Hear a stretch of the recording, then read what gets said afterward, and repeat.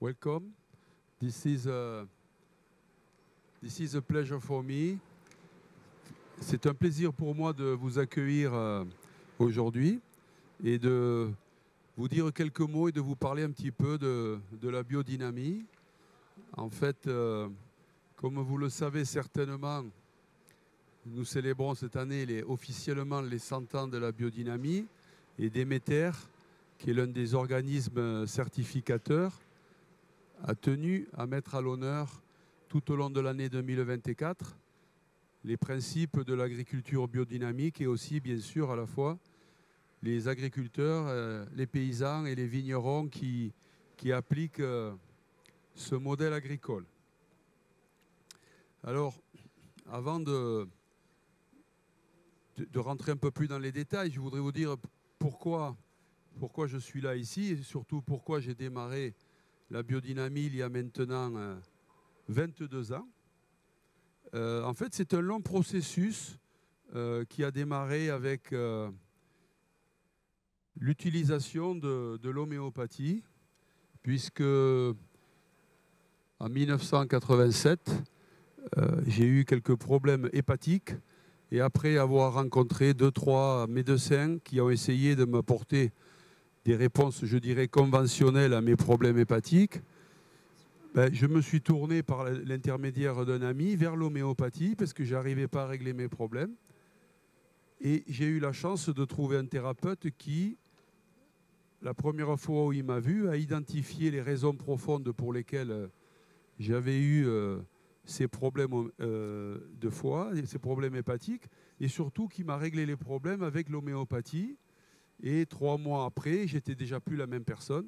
Vous savez que le foie a 150 fonctions. Et donc, il m'a rééquilibré. Et comme je faisais à l'époque, j'étais aussi un rugbyman, j'avais une carrière d'athlète, eh bien, j'ai vu bien sûr les changements. Donc, ça a éveillé en moi qu'on peut traiter d'une manière, je dirais, holistique et d'une manière globale les êtres humains. Et bien plus tard, j'ai eu la chance de lire le livre de Rudolf Steiner qui s'appelle « Le cours aux agriculteurs ». Et quand je l'ai lu, ça a été comme une sorte de révélation puisque j'ai lu ce livre en 2002, puisque j'avais expérimenté depuis déjà 15 ans ce qu'était l'homéopathie. Et donc, une fois que j'ai lu ce livre, il a fallu que je le lise 3 fois pour vraiment essayer de comprendre un peu plus dans les détails je dirais les leçons qu'il avait tirées de ces conférences qui ont eu lieu au château de Caubernis en 1924.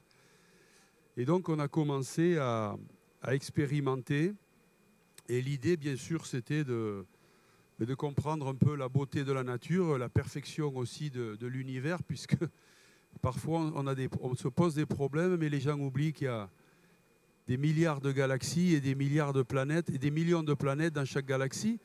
Donc en fait, comprendre un petit peu l'interaction entre les planètes, d'abord les planètes du système solaire et la Terre, et ensuite bien sûr aller plus loin avec les astres et en particulier la Lune. Donc personnellement, je suis vigneron. Je suis vigneron depuis 1975, puisque j'ai commencé à l'âge de 10 ans à faire du vin modestement avec mon père, qui était un des précurseurs dans le Languedoc pour les vins de qualité.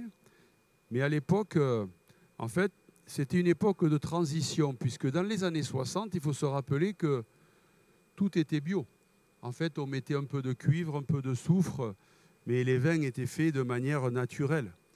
Et puis est arrivée la chimie de synthèse dans les années 70, et on a demandé aux gens d'appliquer ça. Et puis c'est vrai que forcément au début, on voit les rendements qui augmentent, on traite des symptômes, mais on ne pense pas à ce qui se passe derrière.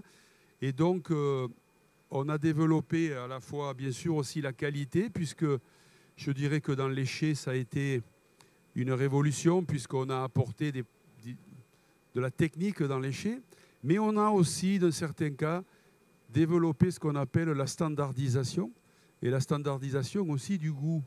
Voilà. Et donc, comme un effet de balancier, ben, certaines personnes, l'un des premiers, ça a été François Boucher, puis bien sûr Nicolas Joly de la Coulée de Serran, qui m'a beaucoup inspiré quand je l'ai écouté, qui ont commencé à parler un petit peu, bien sûr, de l'interaction entre les forces terrestres et les forces cosmiques et les forces célestes. Donc, comprendre un petit peu le monde du vivant, c'est se retourner aussi, puisque, en fait, il y a eu une période entre le 18e et le 19e siècle où il y a eu Goethe, qui a été le père de la métamorphose des plantes. Goethe qui avait une vision holistique, qui était à la fois romancier, dramaturge, poète, scientifique, et qui a essayé de comprendre comment interagissait le monde du vivant. Et c'est lui vraiment qui a inspiré Steiner, d'ailleurs, qui a créé ce qu'on appelle le Goetheanum. Et il y a eu aussi, à la même période, il y a eu aussi M. Samuel Hahnemann qui a créé l'homéopathie. Et cette période, c'était une période un petit peu de régénérescence au niveau, je dirais, médical, au niveau scientifique. Mais il faut se rappeler que l'homéopathie, déjà, le mot était prononcé par Aristote. D'accord? Donc, en fait, la compréhension du monde du vivant, elle faisait partie aussi des principes de la philosophie grecque. Donc, on s'inscrit un petit peu là dans une forme de continuité. Et en ce qui me concerne, je suis vigneron, je me disais, mais je suis aussi citoyen du monde et je suis aussi entrepreneur. Et si je dis ça, c'est que les trois sont complémentaires et ne sont surtout pas incompatibles. Parce qu'on a parfois réservé la biodynamie à une très petite entité agricole ou viticole en disant effectivement 5-7 hectares, c'est bien. Mais nous, en fait, nous avons 17 domaines. Petit à petit, nous les avons tous transformés à la biodynamie. Et le plus intéressant pour moi, c'est d'avoir 140 personnes qui, au quotidien, appliquent ces principes dans tous les domaines. Pourquoi je dis ça? Parce que le travail d'équipe est toujours plus important et aussi parce que, au-delà de notre responsabilité dans nos domaines, nous avons aussi l'opportunité de partager notre savoir avec des collègues vignerons et aussi de discuter avec des agriculteurs. Et c'est aussi pour ça qu'à la ferme du château de Céléran, nous avons démarré aussi, depuis l'année dernière, une ferme biodynamique où nous faisons aussi des fruits, des légumes. Nous allons planter cette année des céréales, et des céréales avec des qualités anciennes, pour favoriser ce qu'appelait Steiner avec des grands domaines où on développe aussi la polyculture. Parce que la polyculture, comme je dis toujours, le paysan, c'est le plus joli mot de la langue française. Pourquoi? Parce que le paysan, c'est celui aussi qui s'occupe des paysages. Voilà, et s'occuper des paysages, c'est réserver une partie de son travail à s'occuper aussi de la biodiversité et de développer un petit peu cette sensibilité pour le monde du vivant. Alors, cette sensibilité dans la partie viticole, elle s'applique aussi, et bien sûr, la finalité, c'est de faire du bon vin. Parce que c'est bien, vous savez, l'agriculture, elle a une fonction nourricière, alors que le vin, il a une fonction de réjouir le cœur des hommes et des femmes, ce qui est quand même très différent. Donc, je me suis aperçu aussi, en démarrant la biodynamie en 2002, que les vins gagnaient en fraîcheur, en minéralité, en intensité aromatique, et aussi qu'ils avaient un côté vibratoire qui était très intéressant. Alors, ça peut s'expliquer parce que d'abord, quand vous arrêtez de mettre des intrants chimiques, vous développez la vie microbienne et la vie dans le sol. Et à ce sujet, je vous invite à regarder, il y a une étude qui est sortie de l'INRAE, l'Institut national de la recherche agronomique et environnementale, il y a à peu près 2 ans. Je n'ai pas la référence là, mais elle est facile à trouver, qui explique que la différence entre un sol conventionnel où il y a 1000 liens entre les micro-organismes et les bactéries, un sol en bio où il y a 1700 liens entre les micro-organismes et les bactéries, donc c'est quand même 70% de plus, mais en biodynamie, il y a 47 000 liens entre les micro-organismes et les bactéries. Donc, il y a une vie du sol et du sous-sol qui est 47 fois plus intense dans un sol en biodynamie que dans un sol conventionnel. Donc, ça a été prouvé scientifiquement puisque l'INRAE a fait une étude très sérieuse à ce sujet. Alors, qu'est-ce qui se passe quand on a un sol qui est vivant comme ça? Eh bien, bien sûr, ça permet de réguler la vie de la plante, ça permet d'avoir une vigne ou une plante en meilleure santé. Ça permet aussi de faire circuler les oligo-éléments et ça permet aussi, bien sûr, de mieux s'adapter au réchauffement climatique que nous vivons. Donc, la vie du sol, c'est quand même important. Et le deuxième sujet qu'il faut prendre en considération, c'est que chaque fois que vous augmentez la matière organique de 1%, vous allez stocker entre 30 et 40 tonnes de carbone de plus par hectare. Donc c'est quand même très important, très important, d'autant plus que planter des arbres, c'est très bien, mais malheureusement, vous le savez, quand une forêt brûle, on a eu 17 millions d'hectares qui ont brûlé en 2023, mais c'est du carbone qui est restitué dans l'atmosphère. Donc il faut continuer à planter des arbres, mais surtout il faut essayer de prendre soin des sols. Dans les pays européens, on perd à peu près 1 cm de terre arable par an. Donc c'est quand même inquiétant. Donc essayer de stabiliser les sols, de les régénérer en profondeur, ça permet aussi, en revenant au principe de Steiner, ça permet aussi de connecter les forces du cosmos avec les forces du sol. Et vous savez, il y a les planètes intérieures au Soleil comme Mars, Mercure, et puis Mars, Mercure et Vénus, qui sont des planètes qui interagissent avec le calcaire qui est dans le sol. Alors la première fois que vous lisez ça sur un livre, vous dites « Ah oui, ça vole très haut », parce que comment on peut expliquer ça?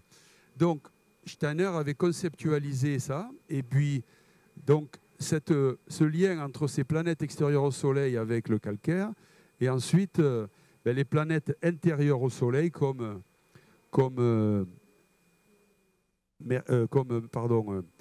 la Lune, Vénus et Saturne permettent de se connecter avec la silice. Voilà. Et donc la Terre est surtout composée de silice et de calcaire, ce qui veut dire que cette interaction, ça favorise d'une part la meilleure vitalité de la plante et ça permet après d'expérimenter ce dont je vais vous parler un petit peu plus tard, toutes les préparations qui sont faites avec tous ces produits naturels que nous utilisons. Alors, le principe de base de Steiner, il dit comment l'homme peut rester en bonne santé. Alors, pour rester en bonne santé, il y a une dimension fonctionnelle, c'est-à-dire qu'il faut manger des aliments que le tube digestif puisse ingérer. Et il y a aussi une fonction énergétique. Et c'est là, bien sûr, où intervient la biodynamie, puisque l'une des principaux principes de la biodynamie, bien sûr, c'est de développer cette énergie.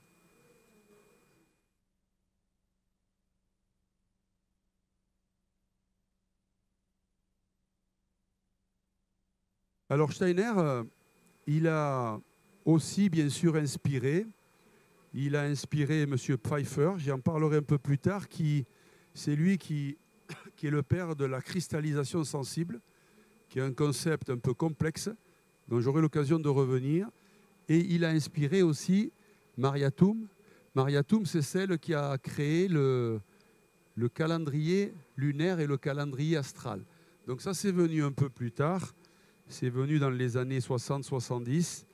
Et donc, grâce à elle, on a mieux compris que la nature, elle était composée de jours fleurs, de jours fruits, de jours racines, de jours feuilles et de nœuds lunaires. Voilà. Et donc, les principes de la biodynamie, c'est que, en fonction de ces jours, en fonction aussi de l'exposition et de la hauteur du soleil, de la lune, on doit appliquer certaines préparations.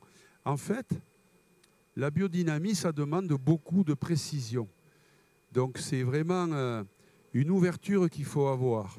Juste pour revenir sur les principes et la différence entre le bio et la biodynamie, comme point d'ouverture, en fait, le bio, c'est de développer la microbiologie des sols. Donc, dans le bio, on a arrêté d'utiliser des intrants chimiques. Donc, c'est une première étape, c'est une étape vertueuse en agriculture et en viticulture. Et pourquoi la biodynamie, elle va plus loin? La biodynamie, elle va plus loin parce que pendant 50 ans, on s'est aperçu qu'on avait dégradé les sols en profondeur. Et l'avantage de la biodynamie, c'est de remettre de la vie, de renforcer la vie dans le sol. Comme l'avantage de l'homéopathie aussi, c'est que l'homéopathie, elle a une vision globale, c'est-à-dire qu'elle ne va pas traiter la conséquence, mais elle va regarder les causes. Et les causes sont multiples, et comme chaque individu est unique, elles seront, je dirais que les principes et les remèdes à apporter pour vous soigner seront différents en fonction de votre comportement, de votre état de santé général, mais aussi de qui vous êtes. Voilà, donc cette notion est très importante à prendre en considération. Et ça veut dire aussi que dans la biodynamie, nous avons 17 domaines et châteaux dans le sud de la France. Même si nous appliquons les mêmes principes généraux, nous avons localement, en fonction du climat, en fonction du terroir, en fonction du biotope, en fonction de l'environnement dans lequel on est, nous sommes amenés aussi parfois à apporter des recettes, je dirais, un petit peu différentes. Donc voilà, donc pensée globale, mais agir localement pour pouvoir avoir la meilleure efficacité possible. Alors, quels sont, je dirais, les grands principes, puisque c'est ça aussi qui est intéressant. Donc, en fait, il y a d'abord deux dimensions. Il y a une dimension énergétique et il y a une dimension qu'on appelle rythmique, c'est-à-dire avec essentiellement basée autour du Soleil et de la Lune. Donc, la dimension énergétique, c'est ce que je vous disais au démarrage. C'est une dimension qui est liée à la connexion entre les forces du cosmos et les forces du sol. Alors, quand on dit ça, comme ce sont des choses qu'on ne voit pas, ça peut paraître parfois un peu abscon. Mais quand on développe, je dirais, une certaine forme de sensibilité, et vous le voyez aujourd'hui, puisque vous savez qu'on peut parler aussi de pollution, qui est une pollution électromagnétique. La pollution, elle n'est pas due qu'aux hydrocarbures qu'on utilise dans le monde. Et donc, on peut sentir parfois qu'on se sent bien dans un endroit, moins bien dans l'autre, qu'il est recommandé de pouvoir couper le Wi-Fi avant d'aller se coucher, etc. Donc, il y a toute cette dimension à prendre en considération. Pourquoi? Parce qu'en fait, au-dessus de nous, entre 30 km et 12 km au-dessus de nous, dans l'atmosphère, il y a ce qui s'appelle la ceinture de Van Allen. Et la ceinture de Van Allen, elle filtre les rayons du Soleil et elle filtre une certaine catégorie d'électrons qui, s'ils arrivaient sur Terre, ils pourraient créer des dommages. Donc, on peut se dire que le monde est organisé à la perfection, des choses qui nous dépassent. Puisque quand on commence à penser à l'univers, déjà ça fait du bien, parce que le fait de regarder les étoiles le soir, ça permet de se détendre. Mais c'est surtout que si on veut avoir une bonne compréhension du monde du vivant, il faut aussi se poser les questions de cette interaction entre les planètes et entre la Terre, puisque la Terre est une des planètes du système solaire. Et donc, toute cette interaction, si elle est perturbée, donc ça peut engendrer des problématiques que les plantes peuvent ressentir et que nous, en tant qu'êtres humains, puisque Steiner, il dit que l'être humain, il est à la fois terrestre et cosmique. c'est-à-dire qu'on a les pieds dans le sol, mais on est aussi parfois connecté avec... et c'est bien d'ailleurs, puisque forcément, si on veut développer ce qu'on appelle l'intuition, l'imagination, ben ça passe par des zones un peu différentes. Et quand on parle de corps physique, de corps énergétique ou de corps émotionnel, c'est bien des sujets importants aujourd'hui. Ça fait comprendre que chaque être humain, bien sûr, est un écosystème à lui seul. Voilà. Et donc, appliquer ça aux plantes, d'abord, c'est respecter le monde du vivant, et c'est aussi essayer, je dis bien essayer, de comprendre la complexité dans laquelle on vit et la complexité de ce monde-là. Donc, aujourd'hui, ça fait 100 ans qu'on célèbre la biodynamie. Il faut se rappeler qu'il y a 20-25 ans en arrière, c'était vraiment réservé à toute une petite frange, je dirais, d'agriculteurs et très peu de viticulteurs. Aujourd'hui, c'est devenu un mode agricole un peu plus populaire. Et je trouve que c'est bien parce qu'en fait, il n'y a pas de bon ou de mauvais modèles. Il n'y a que des modèles qui correspondent à ce que les gens ont la conscience de mettre en place. Et ce qui est important dans la viticulture, c'est que la viticulture, aujourd'hui, qui s'est développée sur la planète, à mon sens, elle doit avoir une fonction d'exemple. Elle doit avoir une fonction d'exemple parce que aujourd'hui, comme je disais, le vin aliment, les gens qui buvaient 2, 3 ou 4 litres de vin par jour, c'est terminé. Aujourd'hui, on est dans le vin plaisir et les gens recherchent de la subtilité et recherchent aussi ce qu'on appelle la vérité du terroir. En anglais, il y a un très joli mot qui s'appelle the sense of place, le goût du terroir. Voilà. Et le goût du terroir, c'est quand même bien. Alors, dans un de mes livres, j'ai créé ce qui s'appelle la pyramide des sens pour expliquer la différence des 4 niveaux. Le premier niveau, c'est le plaisir. Le plaisir, c'est quoi? Le plaisir, c'est les yeux, le nez et la bouche. Et donc, quand on est au plaisir, c'est déjà que le vigneron a rempli une partie de sa mission. Si on veut aller plus loin, on passe du plaisir au goût. Et dans le goût, il faut distinguer le goût et l'arrière-goût, ce qui s'appelle la gouttière du bonheur. Ici, c'est Jean Cormier, qui était un journaliste français, qui expliquait que l'arrière-goût, c'est la gouttière du bonheur. Et en fait, le goût, c'est quoi? Le goût, c'est simplement le goût de quelque part, ou parfois le goût de quelque chose. Mais quand on est au goût de quelque chose, on va avoir le goût du fruit, du cabernet, du chardonnay, du grenache. Mais le goût de quelque part, on va aller plus loin puisque on va aussi avoir cette interaction entre le cépage et le terroir pour révéler vraiment cette typicité. Et la typicité, c'est ce qui donne du charme au vin. Et en fait, le troisième niveau, c'est quoi? Le troisième niveau, on était à la bouche, on est allé sur l'arrière-goût, ici, dans la gorge, et c'est l'émotion, c'est le centre du cœur. Parce qu'en fait, il y a des vins qui vous donnent une émotion. Et quand vous avez une émotion avec un verre de vin, vous vous souvenez du vin, bien sûr, du millésime, de ce que vous avez mangé, et aussi des gens avec qui vous étiez. Et donc, ça crée ce qui s'appelle une communion d'esprit. Et cette communion d'esprit, c'est quand même quelque chose d'unique parce qu'en fait, aujourd'hui, on voit bien que le vin a un rôle aussi social et sociétal. Vous l'avez certainement remarqué, quand on commence à boire un verre de vin, les gens commencent à discuter. Ils arrêtent de se disputer et ils commencent à discuter. D'ailleurs, en diplomatie, une bouteille de vin, ça fait beaucoup plus d'effet parfois que 3 heures de discours. Donc, ça aussi, c'est important. Alors, la 4e dimension, c'est quoi? Eh bien, la 4e dimension, c'est le message. Et le message, c'est plus le cœur, on est remonté, c'est le néocortex. C'est-à-dire, ça peut s'appeler ce qu'on dit une ouverture temporelle, ou pour ceux qui sont croyants, ou un peu mystiques, je dirais un message reçu qui vient de Dieu, d'une manière générale. Mais le message, moi, je l'ai découvert parce qu'un jour, j'étais invité par Robert de Vilaine à la Romanée Conti, qui fait partie des grands artisans de la biodynamie.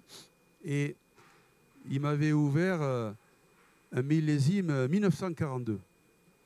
Et alors j'ai été surpris par ce vin, parce qu'en fait, j'ai vu que ce vin avait une envie de rester vivant. Et il m'a expliqué, il m'a dit c'était le millésime des femmes, parce que les hommes étaient à la guerre.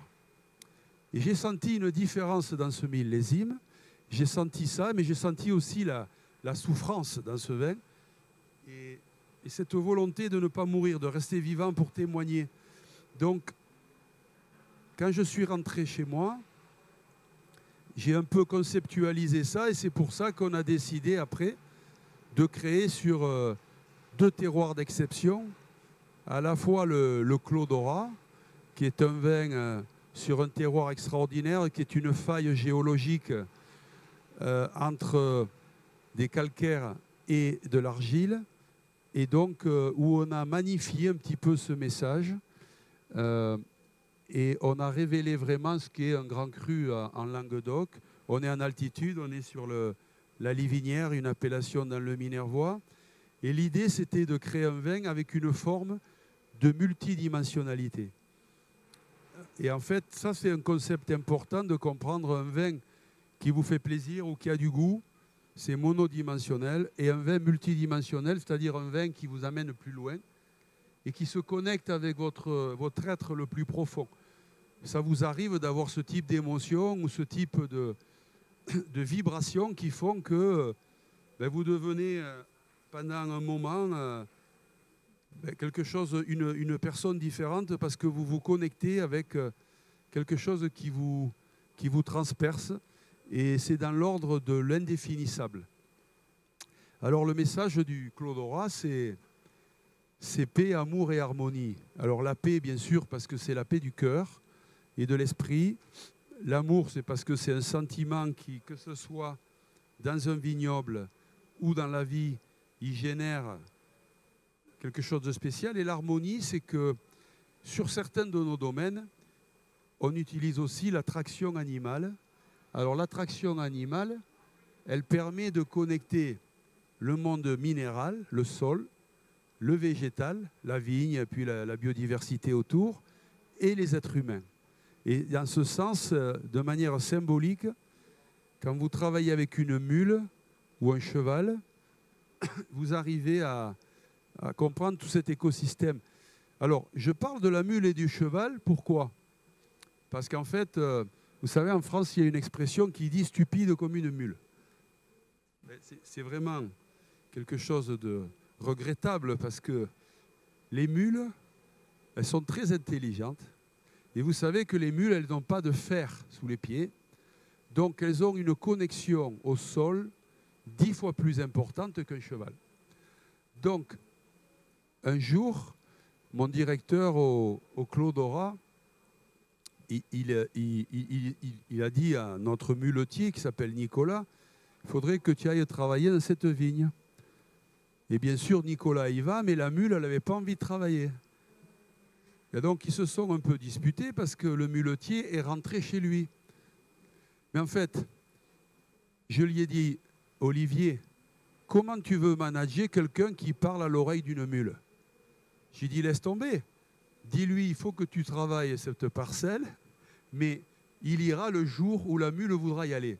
Et vous savez pourquoi la mule n'y est pas allée? Parce qu'elle a mis ses pieds dans la vigne, elle a senti que le sol n'était pas prêt pour être travaillé, donc elle n'a pas voulu avancer. Parce qu'elle avait bien compris que pour ouvrir un sol, il y a des moments qui sont propices, d'autres pas, et parfois le sol est trop sec, parfois il est trop humide. Donc, cette compréhension de la sensibilité animale, elle est aussi intéressante. Voilà, donc, on n'utilise pas les animaux partout parce que forcément qu'on a 1000 hectares de vignes et qu'une mule, elle peut s'occuper à peu près par an entre 7 et 10 hectares maximum. Donc, nous avons 4 mules, donc nous avons réservé ce travail sur, je dirais, les plus grands vins au Clos du Temple, qui est un rosé que nous avons créé il y a 5 ans sur les contreforts de Cabrières, Alors pourquoi là-bas? Parce qu'en fait, ma sensibilité s'est développée aussi sur la partie des sols. Et en fait, quand je vais visiter pour la première fois un domaine, j'essaie de me connecter avec le sol pour comprendre si je ressens une énergie, une vibration positive. Et il se trouve qu'à Cabrières, on a des schistes qui s'appellent les écailles de Cabrières. Et en dessous, il y a du calcaire. Et c'est un sol aussi où, il y a plusieurs dizaines de millions d'années, il y a eu un volcan. Donc, on voit d'ailleurs quelques bombes par-ci, par-là. Donc, il y a une énergie très spéciale. Et vous voyez, au XVIIe siècle, le roi Louis XIV en avait fait un de ses vins favoris. Il appelait ça le vin vermeil. Donc, le domaine était déjà en bio. Et nous avons eu l'idée là d'apporter un message différent et d'aller plus loin. Et le message, c'est le terroir, le temps et la transcendance. Le temps, pour le terroir, bien sûr, je viens d'en parler. Le temps, c'est parce que en fait, le temps, il peut se rétracter ou se contracter en fonction de beaucoup de choses. Et en viticulture en particulier, on est sur le temps long. Mon père, il me disait toujours, quand on plante une vigne, c'est pas pour soi, c'est pas pour ses enfants, c'est pour ses petits-enfants. Donc, il faut avoir la vision à long terme et en même temps, chaque année, il faut passer un millésime.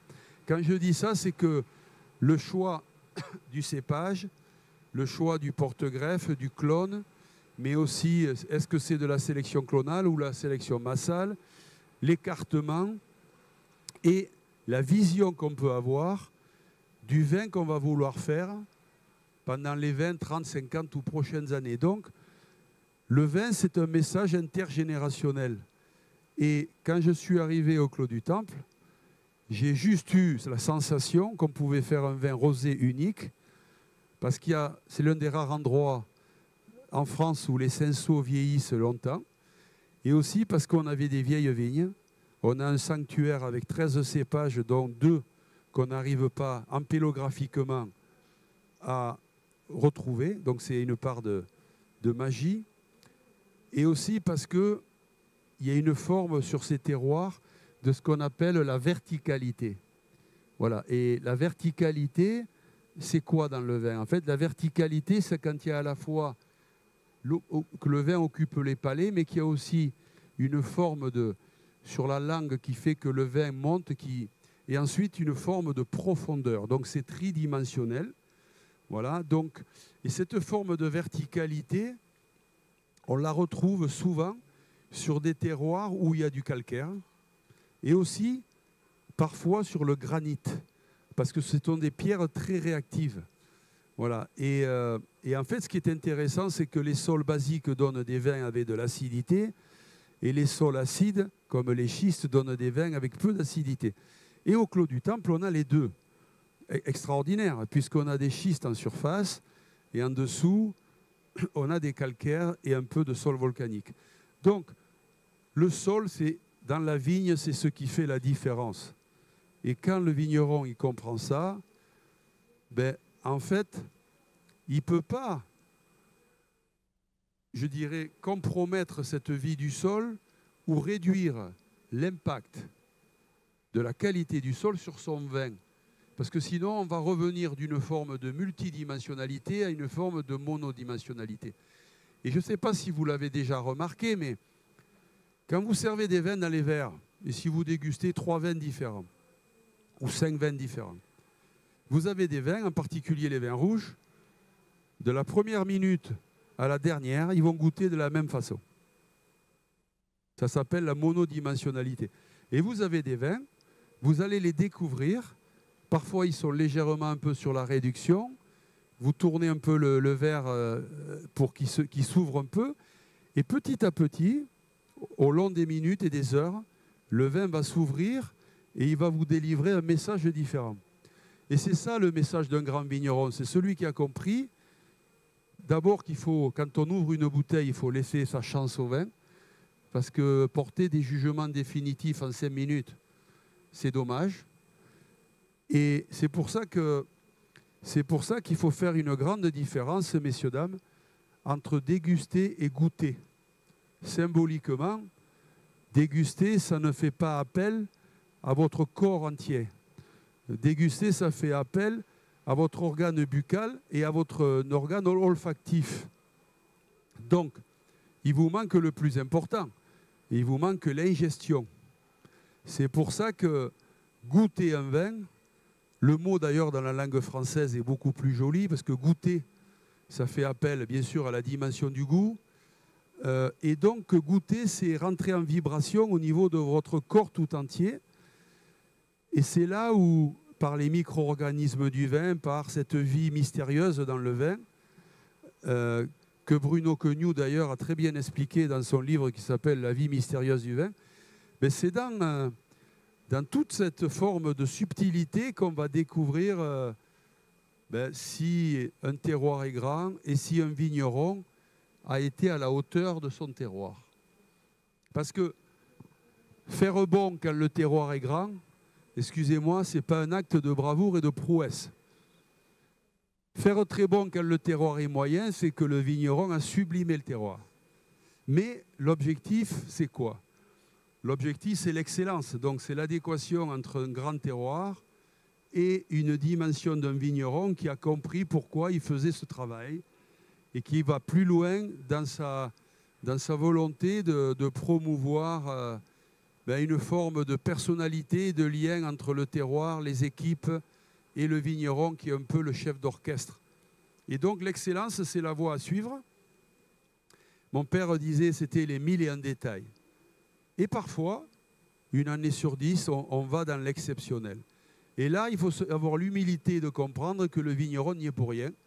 C'est la nature qui a fait la différence. Par exemple, en 2011 ou 2022, moi j'ai vécu 2 millésimes où on n'a rien eu à faire de particulier si ce n'est d'accompagner la nature, puisque chaque jour on se disait bon, on y va, on n'y va pas, on y va, on n'y va pas, on va attendre un jour ou deux, parce qu'on avait eu toutes les conditions, c'est-à-dire un printemps pluvieux, un été pas trop chaud et une arrière-saison extraordinaire qui ont fait que toutes les planètes de la qualité, de l'excellence se sont alignées. Et là, on peut appeler ça la grâce de Dieu, ça veut dire qu'on est devenu un millésime exceptionnel. Et quand on a ça, il faut le mettre en bouteille, l'élever d'abord, puis le mettre en bouteille en conscience et se dire que c'est un vin qui va résonner pour l'éternité, en tous les cas pour peut-être plusieurs générations. Voilà. Et je trouve que c'est une aventure qui est passionnante puisque, bien sûr, j'y reviendrai après, on sort là du côté professionnel, de la commercialisation, etc. Et ce qui est important pour un vigneron qui fait ça, c'est de toujours, nous on garde toujours sur tous les domaines, 10 à 15% de la quantité qu'on produit pour pouvoir revendre des vins 10, 15, 20 ans après et surtout aussi pour pouvoir en profiter parce que faire des dégustations verticales aussi, c'est remonter le temps. Alors, si je dis ça, c'est que on a la chance en Languedoc d'avoir aussi la catégorie des vins doux naturels. Et on appelle ça les vins de mémoire.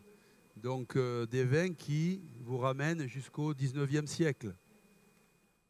Et comme je suis devenu un amoureux de ces vins-là, j'ai passé 20 ans de ma vie à parcourir avec mon ami Marcel Rouillet, dont je vais rendre hommage dans mon prochain livre qui va sortir au mois de septembre.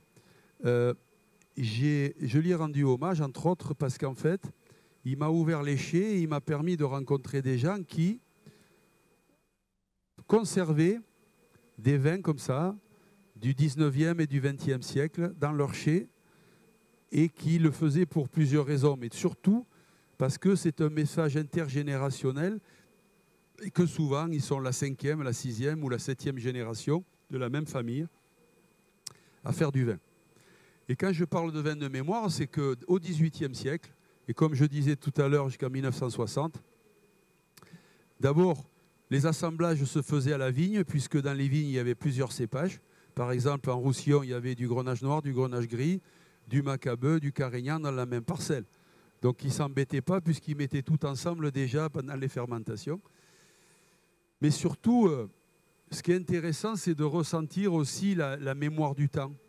Voilà, parce que quand vous buvez par exemple 1914, 1918, vous pouvez percevoir cette dimension dramatique dans les vins.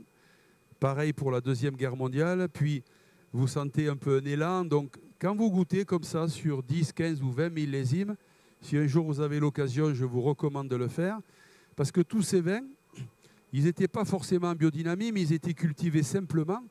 Et comme je disais, il n'y avait pas d'intrants de chimie de synthèse. Donc il y avait vraiment cette écoute vigneronne.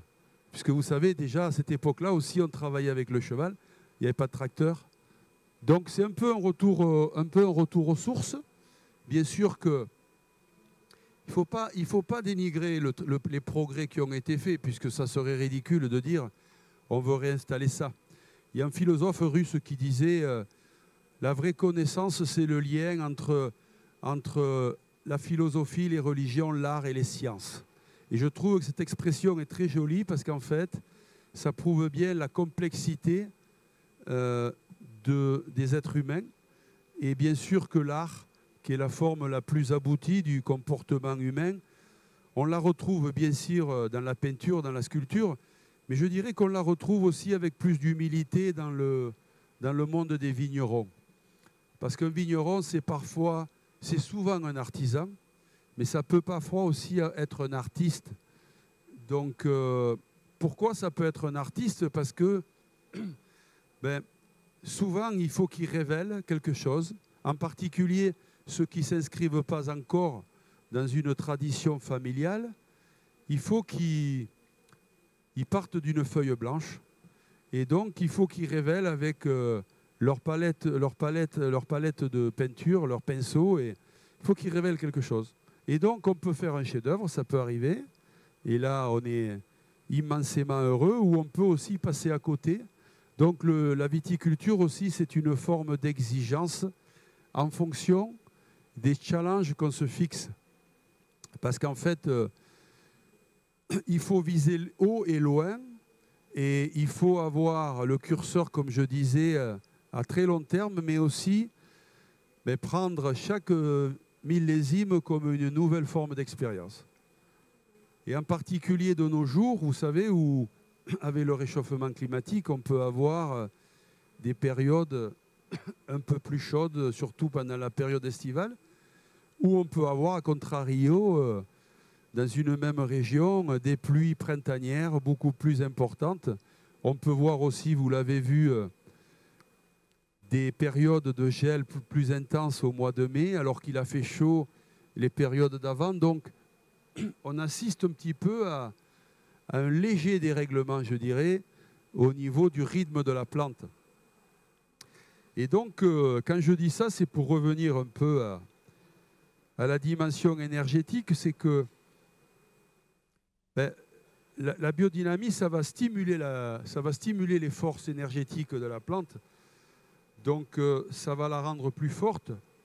Et dans la dimension rythmique, qu'est-ce qui va aider? Ce qui va aider, c'est le soleil, bien sûr, avec ses phases montantes et descendantes. Et c'est ce qu'on appelle, bien sûr, le rythme des saisons. Voilà. Et le rythme des saisons, il est fondamental. Mais l'astre qui est le plus important, c'est la Lune. Parce qu'en fait, on voit bien que la Lune, durant le mois, elle passe devant toutes les constellations du zodiaque. Alors, quand je dis ça, c'est quoi? Ça veut dire que chaque constellation a un impact et que, bien sûr, ça a défini ce que je vous disais tout à l'heure avec les jours fleurs, les jours fruits, les jours racines, les jours feuilles, qui vont faire que on va utiliser différents ingrédients à différents moments. Donc les ingrédients, c'est quoi? Donc en fait, les ingrédients, d'abord, c'est la bouse de vache, symboliquement.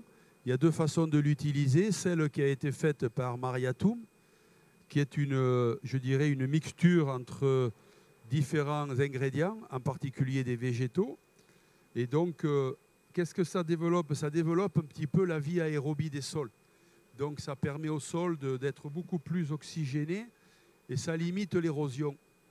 Comme je vous disais tout à l'heure, on perd 1 cm de terre arable par an. Donc le fait de limiter l'érosion, c'est quoi? Ben, ça évite, quand il pleut par exemple, que la terre elle parte dans les rivières et donc elle parte à la mer. La mer n'a pas besoin de recevoir autant de terre, au contraire. Donc il faut garder la terre. Et ensuite, il y a la bouse de corne. Donc la bouse de corne, c'est un principe fondamental de Steiner. Donc en fait, les cornes sont enterrées au mois de là à l'automne et elles sont sorties au mois d'avril, 6 mois après. Et donc ça permet de favoriser la régulation de la croissance de la plante. Voilà, donc ce sont des principes qui sont importants. Et c'est aussi des principes qu'on utilise avec de la silice.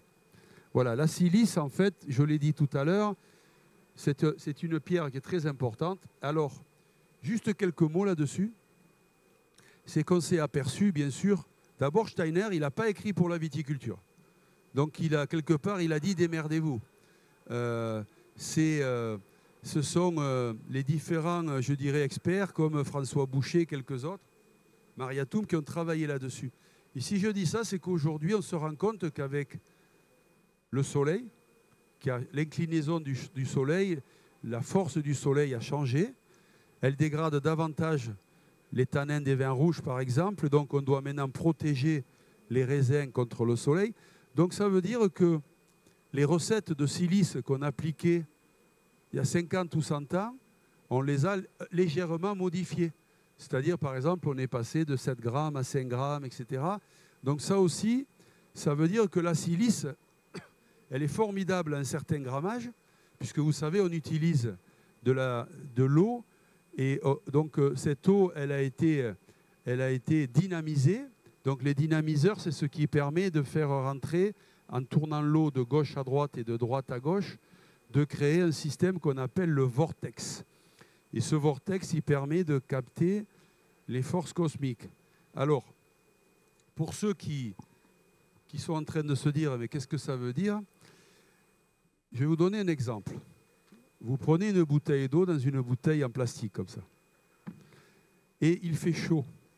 Donc vous avez 1,5 litre, vous êtes dans la voiture. Vous buvez, vous buvez, vous buvez, mais ça ne vous déçoive pas forcément. Ça a une fonction uniquement organique. Vous allez en montagne, vous marchez, vous avez une rivière qui coule. Vous prenez 2 gorgées dans votre main et vous avez plus soif. Pourquoi? Parce que l'eau, elle a été dynamisée par le courant et par les oligo-éléments qui sont venus du sol. Et donc cette eau dynamisée, c'est ce que nous recréons quand nous faisons le vortex et quand nous prenons justement de la silice ou quand nous prenons différentes plantes que nous allons envoyer via des pulvérisateurs sur des parcelles de vignes. Alors bien sûr, ça exige quand même d'avoir du matériel de haute précision puisque en fait, il faut qu'il y ait une pulsion suffisamment puissante pour traverser les feuilles et aller toucher aussi le bois ou les raisins en fonction des circonstances. Donc, ces principes de la bouse de vache, ces principes aussi de la silice, vous savez, ça a été répertorié, il y a la 501, la 502. Voilà, donc ce sont des principes qui marchent très bien. Et ensuite, on applique des tisanes aussi qui permettent aussi de renforcer l'adaptation de la plante au changement climatique, mais aussi qui permettent aussi de lutter contre les agressions extérieures. Vous savez, dans la vigne, on a l'oïdium, on a le mildiou, on a les ravageurs. Donc on a différentes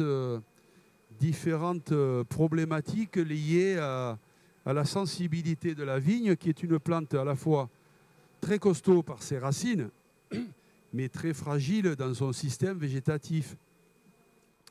Alors, il y a 2 écoles. Il y a bien sûr ceux qui croient que le bio et la biodynamie sont la solution, et ceux qui pensent que la solution doit être une solution apportée par la chimie. Alors, en fait, il y a la chimie, mais il y a aussi la chimie du sol. Et on se rend compte que en stoppant les engrais chimiques comme la potasse, on se rend compte qu'on peut débloquer ce qu'on appelle le complexe argilo-humique. Pourquoi? Parce que souvent, la plante, elle agit comme quand vous avez un réfrigérateur qui est plein, mais il est fermé à clé. Donc vous êtes chez vous, mais vous ne pouvez pas ouvrir la porte du réfrigérateur. Et c'est souvent ce qui se passe avec des sols où le complexe argilo-humique n'est pas équilibré. Et donc la potasse qui est en excès, elle vient bloquer les bienfaits justement du sol et du sous-sol. Donc en réduisant l'impact de la potasse, on permet au sol de livrer tous ces oligo-éléments à la plante, de s'interconnecter avec les forces du cosmos. Et donc on permet aussi de réguler l'acidité et le pH. Pourquoi? Parce que la potasse, c'est du sel, le sel de potassium. Et qu'est-ce que c'est le sel? Vous le savez, quand vous mangez salé, qu'est-ce que vous faites? Vous buvez. Et donc la plante, plus on met de potasse, plus elle a soif. Donc, et quand elle a soif, soit on y apporte beaucoup d'eau, et soit elle va être plus sensible à la sécheresse, et en tous les cas, elle va développer des maladies, puisque forcément, elle ne sera pas équilibrée. Et en développant des maladies, si on utilise des produits de synthèse, ils vont être redoutables parce qu'ils passent par la sève. Et qu'est-ce qui se passe avec la sève? La sève, c'est dans la plante le processus qui capte les données climatiques. Donc, quand la sève peut circuler, je dirais, de manière naturelle, mais ça permet de capter le climat. Et le climat, c'est ce qui fait un millésime. Donc, c'est ces deux approches qui sont différentes et qui reviennent au fait, est-ce qu'on veut un vin monodimensionnel ou multidimensionnel? Et c'est ces principes-là qu'on essaie d'appliquer. Alors, sur les plantes, je ne vais pas vous faire un cours de biodynamie, mais on utilise le pissenlit, la prêle, la valériane, l'ortie, l'osier. Alors principalement, c'est pour lutter contre l'oïdium, le mildiou, pour lutter aussi contre la chaleur pendant l'été, parfois contre l'humidité, par exemple, comme le pissenlit. Donc, bien sûr que tout ça, on l'a expérimenté. Alors pour ceux qui peuvent être sceptiques, je dirais que, en fait, nous, on a 1000 hectares en biodynamie. Si ça ne marchait pas, rassurez-vous, il y a longtemps qu'on aurait arrêté de l'utiliser. Voilà, donc je vais vous laisser un peu de temps pour quelques questions. Donc, vous dire qu'au niveau commercial, ça a été le parcours du combattant, puisque ça a pris du temps pour installer ces vins-là. Je pense aussi que les vins en bio et en biodynamie ont fait beaucoup de progrès depuis 20 ans. Aujourd'hui, ils sont dans une forme d'excellence, d'exceptionnalité. Quand vous voyez, comme je disais, Aubert de Vilaine, Marie-Claude Leflève, qui est là, c'est décédé, qui est au domaine Leflève en Bourgogne. Vous avez aujourd'hui le Château Latour, Château Yquem. Vous avez de nombreux exemples aussi qui, depuis quelques années, se sont tournés vers la biodynamie. Donc voilà, donc nous sommes très heureux. Nous avons gagné beaucoup d'awards. Et je vais vous montrer juste une petite vidéo pour vous montrer qu'est-ce qu'on fait en 3 minutes dans nos domaines en biodynamie.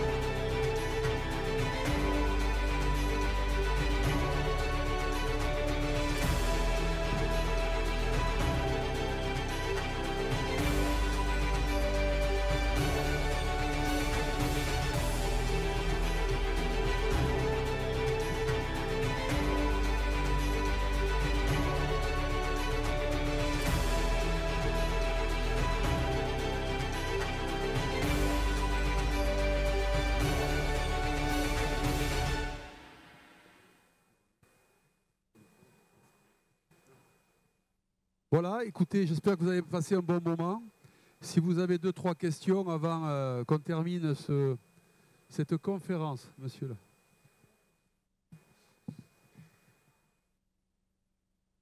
Oui, bonjour et merci pour cette passion contagieuse.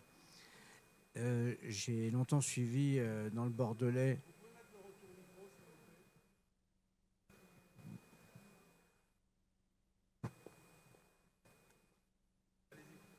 C'est bon là? Oui. Bon, merci pour cet exposé, cette passion contagieuse. J'ai longtemps suivi dans le Bordelais l'évolution de Pontet-Canet, qui était l'un des grands précurseurs en biodynamie, si on considère la taille du vignoble, un peu comme vous, ils allaient à grande échelle en direction de la biodynamie. Et je me demande si finalement le climat, qui est beaucoup plus humide en Bordelais, avec du mildiou assez régulièrement installé dans les vignes, si le climat du Languedoc-Roussillon, comme peut-être celui de la Bourgogne ou de la vallée du Rhône, qui est plus continental, ne favorise pas la solution biodynamique par rapport à d'autres régions. Vous avez la question dans la réponse. La réponse dans la question, pardon. Oui, c'est moins compliqué en Languedoc qu'à Bordeaux. En fait, la chance qu'on a dans le Languedoc aussi, c'est que quand il pleut, le lendemain, il y a toujours du vent. Donc, ça permet le meilleur prophylactique, c'est aussi le vent. Mais je pense qu'on peut aller plus loin aussi, c'est que, je l'ai dit tout à l'heure, les principes qu'on appliquait il y a 5-10 ans, il faut les faire évoluer. Et il ne faut pas se résigner, parce que le mildiou, en fait, c'est parfois 12 heures d'observation. C'est quand il se développe, il faut être très rapide. Et ça veut dire que, en particulier au mois de juin, là, il faut être sur le qui-vive, non pas 5 jours par semaine, mais sur 7. Voilà. C'est ce qui fait la différence. C'est-à-dire que nous, on a mis un système de veille pour qu'il y ait toujours quelqu'un pendant cette période qui soit en observation quand les risques sont là. Parce que les problèmes qu'on a eu, qu'ils ont à Bordeaux, on les a vus nous aussi du côté de la partie occidentale du Languedoc. Donc il faut être vigilant et il faut être un peu plus vigilant qu'avant, mais il ne faut pas se résigner.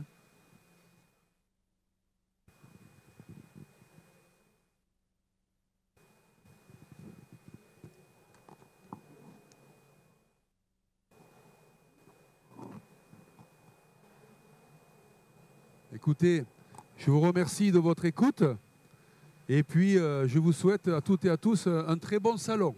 Merci.